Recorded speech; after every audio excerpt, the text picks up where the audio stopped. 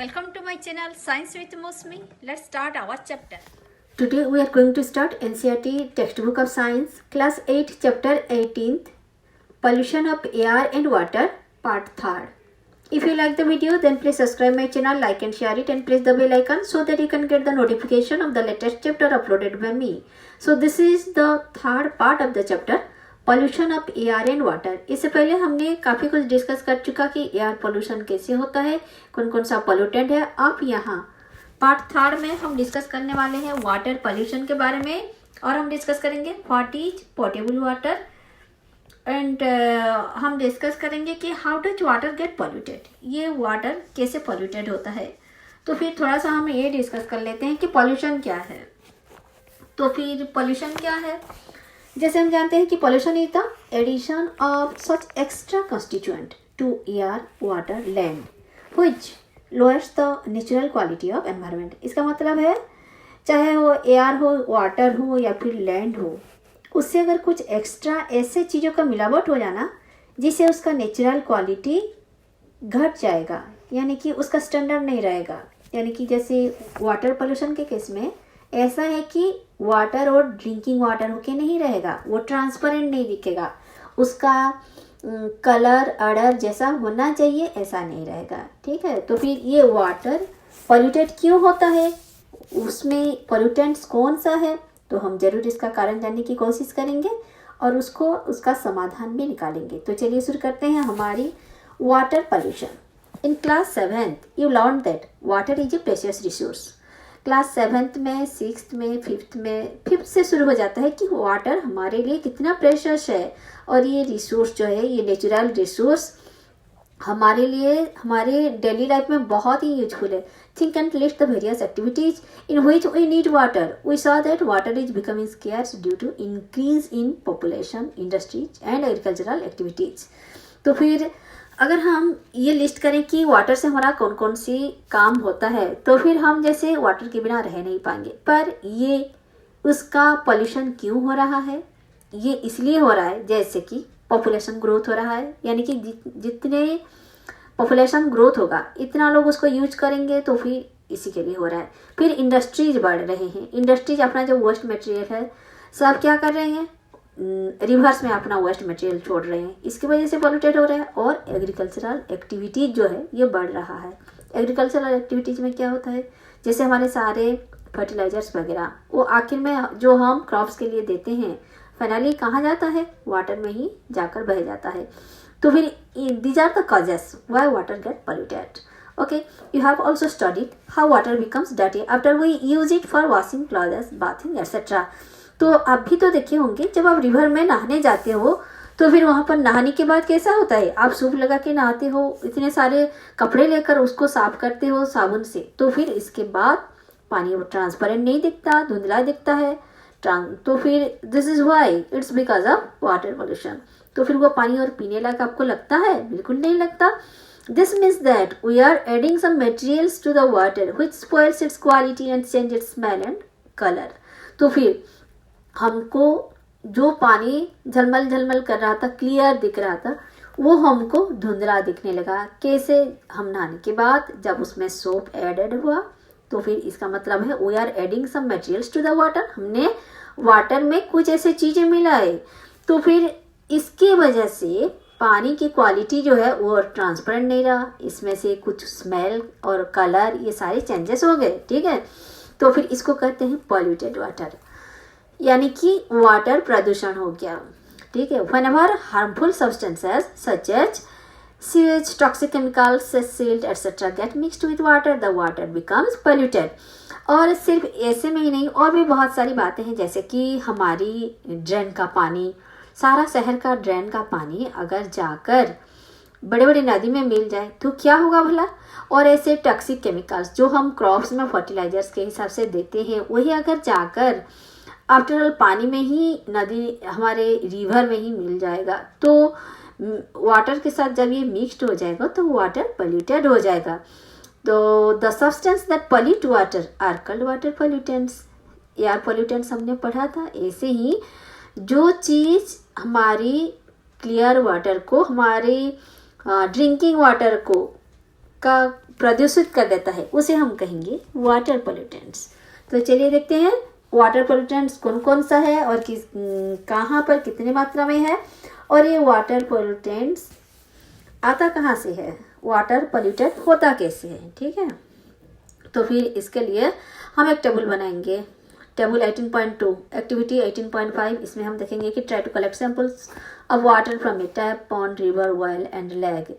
ये हमारे different sources of water है, जैसे कि रिवर है, कुएं हैं, लेक, पॉन्ड, टैप, ये सारी, इन सभी में से आप सेपरेट एक एक ग्लास एक कंटेनर में लेके different different river water, pond water ऐसे करके रखिए और compare these for smell, acidity and colour, complete the following table. तो फिर इन सभी का आप ये जांच परखा करेंगे कि क्या सभी का स्मेल सेम है, किसका एसिडिटी कितना है और किसका कलर कैसे दिख रहा है।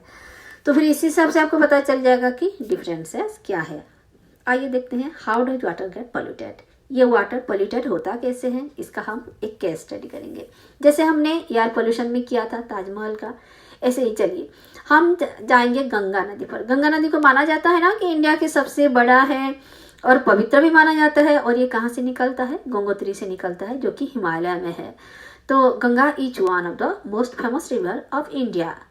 ये हमारे इंडिया का बहुत पवित्र माना जाता है।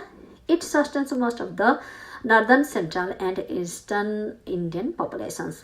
ये कहाँ से होकर बहता है, ये हमारा गंगा रिवर जो है ये बहता है हमारी उत्तर में, हिमालय से निकलता है गंगोत्री से। ये देख रहे हैं, ये है गंगोत्री।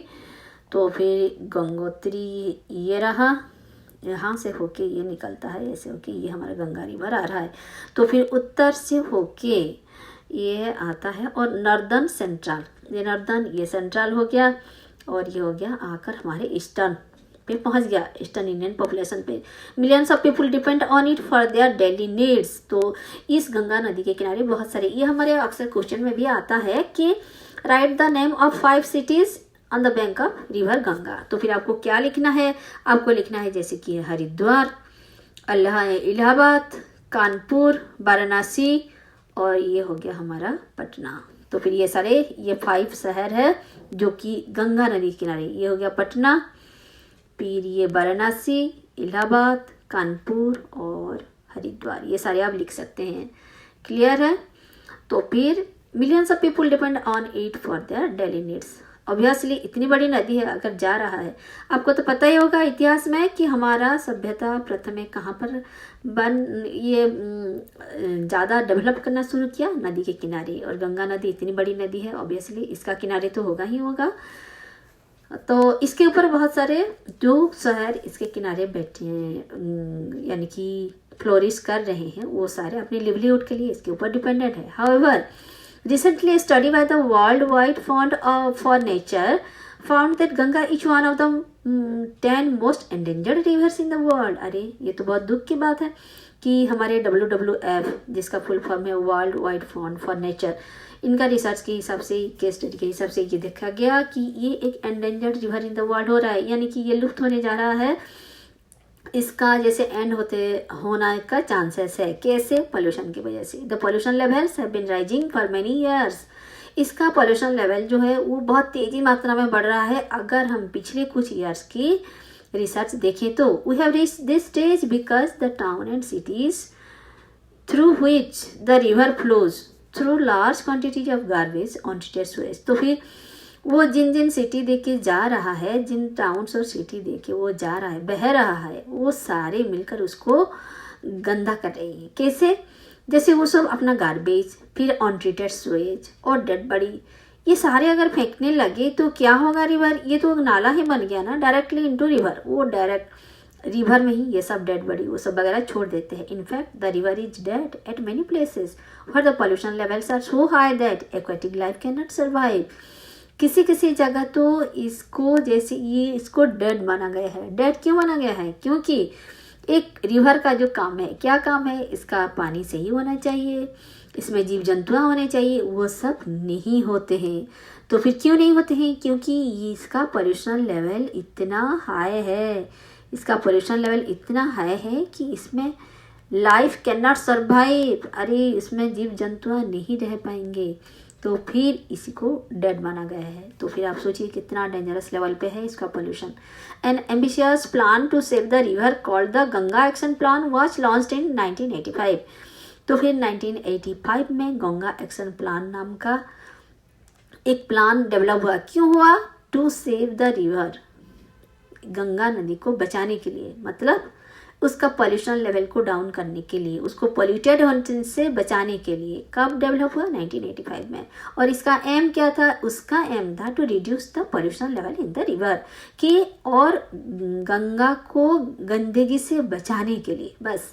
तो however the increasing population and the industrialization have already damaged this mighty river beyond repair। तो फिर इसका किनारे बसे हुए सिटियों का जिस तरह से पॉपुलेशन बढ़ रहा है और इंडस्ट्रियलाइजेशन, यानी कि धीरे धीरे हमारे ये जो कारखाना हैं ये तो सारे बहुत ही तेज़ी मात्रा में बढ़ रहा है। तो ये सारे मिलकर इस रिवर को जैसे रिपेयर ऐसे हालत में पहुंचा दिए हैं कि जैसे वो रिपेयर भी नहीं हो पाएगा। हम चाहे भी तो उसका पूर्व स्थिति नहीं ला पाएंगे। कितनी दुख की बात है ना। Now the government of India has launched a new initiative known as national mission for clean Ganga. तो फिर अभी 2016 में, ये तो बहुत अच्छी बात है कि अब नेशनल मिशन पर क्लीन गंगा, यानी कि हमारी एक मुहिम चला जा रहा है जैसे कि नेशनल लेवल में कि गंगा को क्लीन रखना ही रखना है। और नमामि गंगे ये सारे प्लान भी तो नमो ये सब भी तो चल रहा है कि ये सारे प्रोग्राम्स प्लान्स जो है गंगा को क्लीन रखने के लिए। तो फिर हम सब भी उसमें कोऑपरेट करना चाहिए। Let us take a specific example to understand the situation. इसी सिचुएशन को हम थोड़ा और बारीकी से समझते हैं। The Ganga at Kanpur. Suppose हम गंगा एट कानपुर इसी का केस स्टडी देखते हैं कि आपको पता है कानपुर कहाँ पर है? उत्तर प्रदेश में है। बहुत पुराना सिटी है और ये मोस्ट पॉपुलेटेड स्ट्रेचेस अब। तो फिर इसमें पॉपुलेशन बहुत ज़्यादा है। एक तो यूपी में पॉपुलेशन बहुत ज़्यादा है और उसमें कानपुर देखा जाए तो ये पुरानी सिटी है और बहुत ही ज़्यादा पॉपुलेशन है। Kanpur is one of the most populated towns in UP. UP का शहरों में से कानपुर जो है इसका पॉपुलेशन बहुत ही ज़्यादा है। तो फिर चलिए आगे देखते हैं। People can be seen bathing. इसमें आप देखें, अगर आप कानपुर में जाएंगे और देखेंगे तो आप देखेंगे, जो कि मैं भी देख रही हूँ अभी, bathing washing clothes and defecating in the river. तो फिर ये लोग वहाँ पर बाथिंग भी करते हैं, वॉशिंग क्लॉथेस भी करते हैं, डिफिकेटिंग ये तो बहुत ही गंदी बात है। तो they also throw garbage flowers idols of gods and goddesses. जैसे हमारे दुर्गा पूजा होता है और फिर गणेश पूजा ये सब वगैरह होता है ना, तो फिर ये आइडल्स भी जाकर कहाँ वो लोग विसर्जन करते हैं? जाकर रिवर गंगा में। तो क्या होगा बेचारा गंगा का? तो फिर एंड नॉन बायोडिग्रेडेबल पॉलीथीन और पॉलीथीन बैग्स आप जानते हैं कि चारों ओर अब कितना प्रचलित है। बिना पॉलीथीन बैग की जैसे किसी का काम चलेगा नहीं। चाहे सरकार जितने भी नियम बनाए, फिर से ये मार्केट में पता नहीं क्यों कहाँ से आ जाता है। और ये पॉलीथीन जो है ये बहुत ही डेंजरस है क्योंकि ये नॉन बायोडिग्रेडेबल है, यानी कि इसका वो अपनी पूर्व स्थिति में नहीं आएगा। ये हमारी जो पंचतत्व में ये मिलित नहीं होगा। तो ऐसे कि ऐसे ही रहेगा चाहे इसको जितना ईयर्स लग जाए।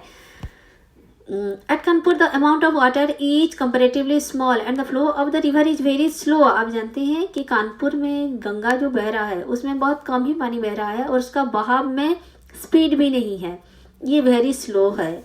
और फिर क्या है, कानपुर में जो है 5000 इंडस्ट्रीज है। आप सोचिए कि एक ही सिटी में 5000 इंडस्ट्रीज होगा। और वो किस किस का? फर्टिलाइजर का, डिटर्जेंट का, घड़ी पाउडर जो है वो कानपुर का ही तो है। तो फर्टिलाइजर्स और फिर लेदर। कानपुर तो पता है आपको, वहाँ पर लेदर इंडस्ट्री बहुत ही सख्त है। लेदर और हमारी जो गर्म पोशाक पशम बोलते हैं ना, स्वेटर वगैरह, वो सब भी तो कानपुर में ही होता है। तो फिर ये डिटर्जेंट, लेदर, पेंट इंडस्ट्रीज, ये सारे इंडस्ट्री ऐसे मिलाकर 5000 इंडस्ट्रीज है कानपुर में। This industrial units discharge toxic chemical waste into the river. तो फिर इतने सारे फैक्ट्रीज जो हैं, कारखानाएं हैं, उनका वेस्ट भी तो निकलता है और वो कहाँ जाता है? वो सब हमारे इंडस्ट्री छोड़ देते हैं रिवर गंगा पर बहुत आसानी से, क्योंकि ये बहुत कम खर्चा में होता है, इसलिए उन लोगों का आसान पड़ता है।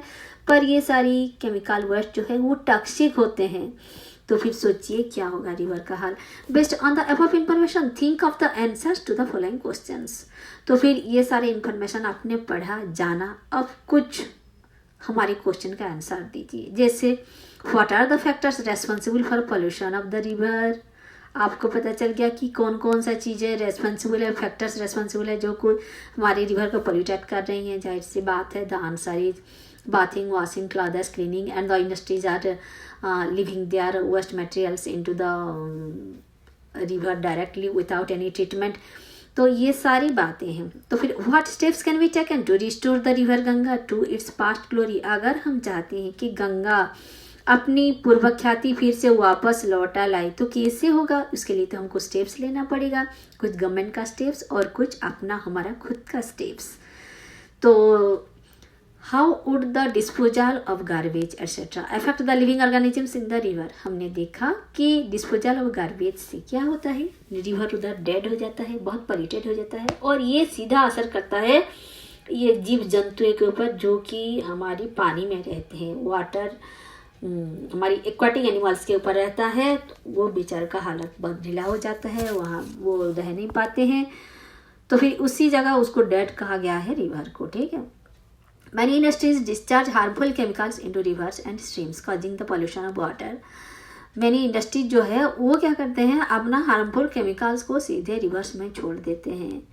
तो examples are oil refinery, paper factory, textile, sugar mills. ये सारे जो है उनका जो पोल्यूटेड डिस्चार्ज है वो सब वो छोड़ देते हैं हमारी रिवर के वहाँ। तो फिर उन लोगों को क्या करना चाहिए, देखिए पोल्यूशन की वजह से इंडस्ट्रियल वेस्ट जब डिस्चार्ज होता है रिवर में तो फिर क्या हाल होता है ना, बहुत ही बुरी हाल। ये हमारे कानपुर है, तो फिर कानपुर में गंगा का यही हाल है। चलिए आगे देखते हैं कि and chemical factory, this industries cause chemical contamination of water. जब ये सारे फैक्ट्रीज अपना केमिकल वेस्ट छोड़ेंगे तो क्या होगा, हमारी वाटर ऑब्वियसली कंटामिनेटेड हो जाएगा, पोल्यूटेड हो जाएगा। द केमिकल्स रिलीज इंक्लूड, इन्हीं में से क्या क्या केमिकल्स एक्चुअली है इसमें, आर्सेनिक हुआ, लेड हुआ और fluorides which lead to toxicity in plants and animals. अगर ये सारी चीज़ें पानी में छोड़ा जाएगा तो वहाँ पर चाहे वो प्लांट्स हो या एक्वाटिक प्लांट्स हो, एनिमल्स कुछ भी नहीं बचेंगे। There are regulations to prevent this. तो फिर इसको इसमें हम अगर चेक करना चाहते हैं तो फिर कुछ रूल्स रेगुलेशंस है। क्या है, industries are suppose to treat the waste produced before discharging it into water, but quite often the rules are not followed. तो फिर क्या करना चाहिए, what should be our course of action. तो फिर इंडस्ट्री जो है अपना वेस्ट प्रोडक्ट वो सीधे रिवर में नहीं छोड़ सकते, उसको ट्रीट करना पड़ेगा। Treat the waste produced before discharging it into water. तो फिर उसका ट्रीटमेंट चाहिए, पर हमारी इंडस्ट्री जो है वो बहुत कम ही ये बात मानते हैं सरकार की बातें, क्योंकि ये बहुत एक्सपेंसिव होता है ये सारे processes. The soil is also affected by impure water. अगर ये सारे वेस्ट को, इंडस्ट्रियल वेस्ट को अगर हम सॉइल में छोड़ देंगे तो वो तो सॉइल को भी वेस्ट कर देगा, causing changes in acidity, growth of worms. तो फिर जो सॉइल का लैंड भी पोल्यूटेड हो जाएगा, उसका एसिडिटी लेवल चेंज हो जाएगा और ग्रोथ और वार्म्स भी नहीं होगा। अगर ग्रोथ ऑफ वार्म्स नहीं होगा तो फिर वो फर्टाइल नहीं रहेगा। We have learned in chapter 1 the importance of pesticides and weedicides for the protection of crops.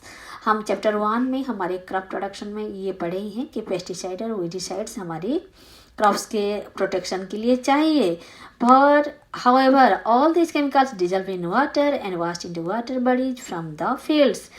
सीधा हमारी खेतों से होकर ये सारे ओडिसाइड्स और पेस्टिसाइड्स कहाँ जाते हैं, सारे जाते हैं वाटर बॉडीज, यानी कि नियर बाय, चाहे वो पॉन्ड हो, रिवर हो, पास में जो है जाकर वहाँ ही ये सब एक्यूमुलेट होते हैं। They also seep in to the ground to pollute ground water.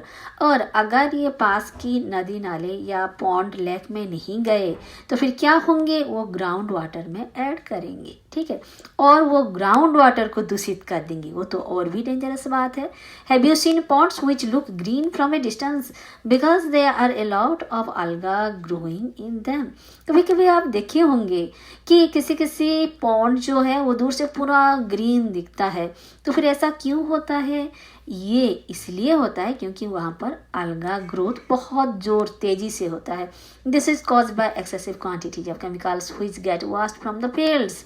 और ये अलगा क्यों ग्रोथ होता है? क्योंकि हमारी फसलों में जो हम केमिकल्स देते हैं, चाहे वो वीडिसाइड्स हो, पेस्टिसाइड्स हो, तो फिर ये सारे में हमारी ये बैक्टीरिया जो है बहुत तेज़ी से बढ़ते हैं. excessive quantity of chemicals which get washed from the field. This act as nutrient for algal to flourish. इसी के ऊपर वो उनका खाना बन जाता है और वो केमिकल्स के ऊपर हमारी अलगा जो है बहुत तेज़ी से वो फ्लोरिश करते हैं, अपना जीवन निर्वाह करते हैं. वंस दिस अलगा डाई, तो ये तो बहुत तेज़ी से बढ़ जाते हैं, पर जब ये अलगा मर जाता है they serve as food for decomposers like bacteria. तो फिर उसके ऊपर बैक्टीरिया बहुत डेवलप करते हैं, क्योंकि वो मरने के बाद जो डिकम्पोज्ड फूड होता है वो डिकम्पोजर्स लाइक बैक्टीरिया के लिए वो खाना बन जाता है. तो फिर बैक्टीरिया अब धूम मचाएगा और बैक्टीरिया का नंबर जब बढ़ जाएगा, a lot of oxygen in the water body gets used up. Bacteria क्या करेगा? सांस लेने की वो पानी में जो ऑक्सीजन होता है उसको वो कंज्यूम कर लेता है. तो जहाँ पर भी ऑक्सीजन रहता है वो ऑक्सीजनेटेड रहता है, यानी कि प्योर वाटर रहता है.